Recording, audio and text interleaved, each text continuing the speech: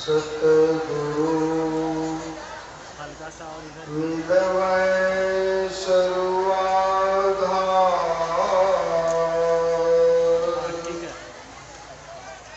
मंगलमय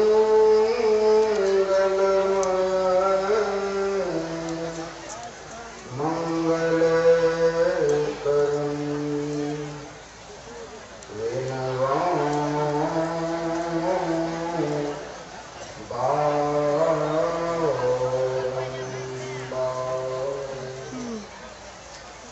ज्ञान उदधि अरुज्ञान घन सतगुरु शंकर नमो नमो बहुबारिणि सकल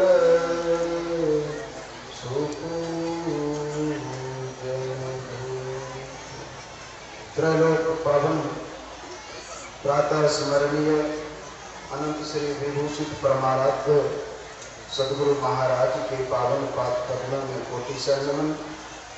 पावन हृदय महर्षि साई स्वामी जी महाराज के पावन पाद पद्मों में कोटि से नमन। उनके विशेष कृपा पात्र संत मत के प्रधान आचार्य ब्रह्म ऋषि चित्तरानंद जी महाराज के पावन पाद पद्मों में कोटि से नमन।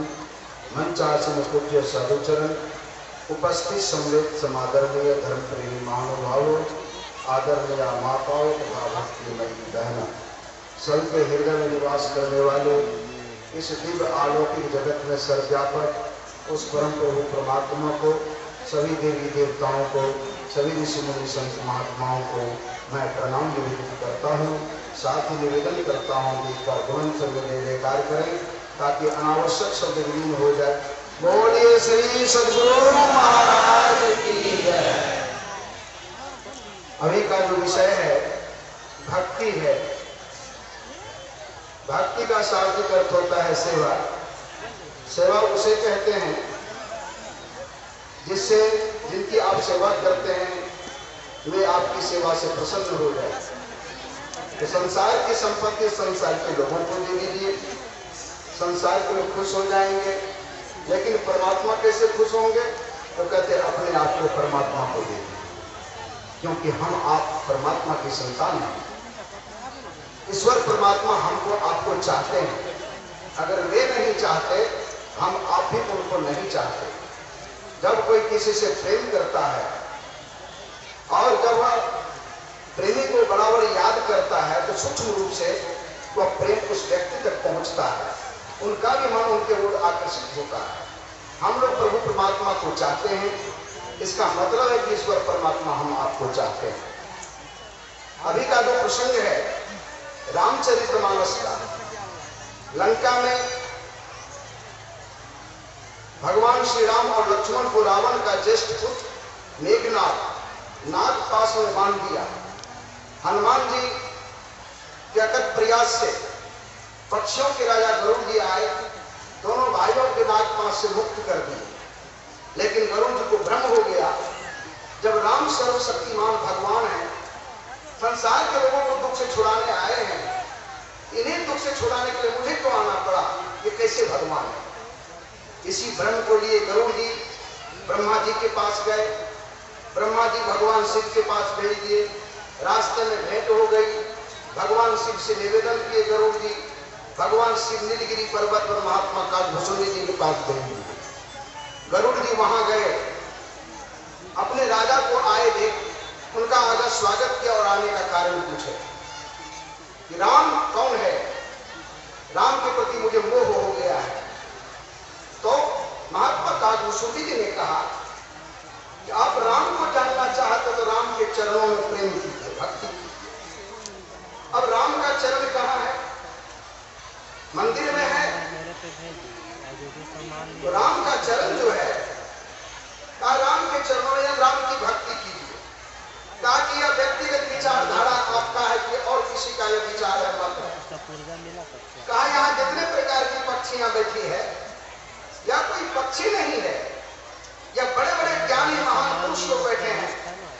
पक्षियों के रूप में स्वयं भोलेनाथ बैठे हैं, ब्रह्मा जी बैठे हैं, सुखदेव देव नारद और जो ब्रह्म तत्व के स्पेशलिस्ट महापुरुष लोग हैं, वे सब किससे बैठे हैं? इन्हीं लोगों से पूछ लीजिए। सभी ने अपने असली रूप में आकर के स्वर में कहा, शिव अज सुख सन का नारद, जे मुनि ब्रह्म विचार विशारद, सब कर मत खगनायक एहा, करे राम पद पंकज नेहा। श्रुति पुराण सब ग्रंथ कहाई, रघुपति भगति बिना सुख नाही। वेद पुराण भी उपस्थित होकर कहा, सभी महापुरुषों ने भगवान शिव, सभी महापुरुषों ने एक स्वर में कहा, राम के चरणों में प्रेम करें। राम का चरण कहाँ है? बहुत लोग समझते हैं हम भगवान को धूप दिखाते हैं, फूल चढ़ाते हैं, या सावन में भादों महीने में जब संसार के पाप ताप और भौतिकता के आग में जलते हुए मानव को जो शांति नहीं मिलती है, बेचैन होते हैं, जब किसी व्यक्ति के दिल में आग लग जाती है तो छटपटाते हैं। विषय की आग में दग्ध मनुष्य का मन व्याकुल शांति पाने की खोज में कोई देवघर, कोई सिंहेश्वर स्थान, वहां जाते बहुत भीड़ भाड़ होती है, पूजा तो करने जाते हैं, भीड़ इतनी होती है, कोई वसरे पर कोई दूसरे पर भगवान को जल चढ़ाते हैं और वहां से विदा हो जाते हैं। क्या इस तरह की भक्ति से आपका कल्याण होने वाला है? इन्हीं सारी बातों को जनाने। भक्ति क्या है? भक्ति की यात्रा है, सफर है। जैसे यहां सत्संग हो रहा है, आप लोग अपने अपने घर से चले, तो घर से कैसे चले? घर में तैयार हुए सत्संग में जाना है, सत्संग की लोग तैयारी करके चले, तो घरे घर चलते चलते घर से बाहर हो गए। चलते चलते रास्ते में जो गांव नगर शहर मिला, सबको पार करते करते सत्संग स्थल पर पहुंच गए। तो भक्ति एक यात्रा, एक सफर का नाम है। भक्ति खाली अगरबत्ती घुमा दे, घुमा करके वहीं तक रह जाने का नाम भक्ति नहीं है। भक्ति करते करते, जैसे आप सत्संग में चलते चलते यहाँ पहुंच गए, जहाँ संत महात्माओं का दर्शन प्रवचन प्राप्त हुआ, वैसे ही भक्ति करते करते जो है आप परमात्मा तक पहुंचेंगे। तो कौन ऐसी भक्ति करने से आप परमात्मा तक पहुंचेंगे? यही बात महापुरुषों ने ज्ञात कराया है। तो भक्ति का शुरुआत कहाँ से करें? संतों के पास जाएं, उनसे सजुक्ति जाने, जान करके जैसा संत गुरु बताते हैं उनके मुताबिक एक नाम का जप करें, एक रूप का ध्यान करें, मन का कुछ शुद्ध होगा, आंख बंद करके उनके बताए मुताबिक इंगित स्थान पर मन और दृष्टि को टिकावे। जिस दिन आपका मन संसार के सारे ख्यालों से, विकारों से, झंझटों से और कलमशों से मन को ऊपर उठ जाएगा, तो भगवान ने इस भक्ति की मान्यता दी। सर्वधर्मान् परित्यज्य मामेकं शरणं व्रज अहं त्वा सर्वपापेभ्यो मोक्षयिष्यामि मा शुचः। सारे धर्मों को छोड़कर मेरे शरण में आ जाओ। भगवान ने कहा सारे धर्मों को छोड़कर मेरे शरण में आ जाओ। यही भक्ति है। कौन धर्म को छोड़कर? आंख का धर्म है रूप को देखना, कान का धर्म है शब्द को सुनना, नाक का धर्म है गंध ग्रहण करना, जिह्वा का धर्म है रसास्वादन करना, चमड़ा का धर्म है स्पर्श का ज्ञान करना। यही 5 ज्ञान की इंद्रियां हैं।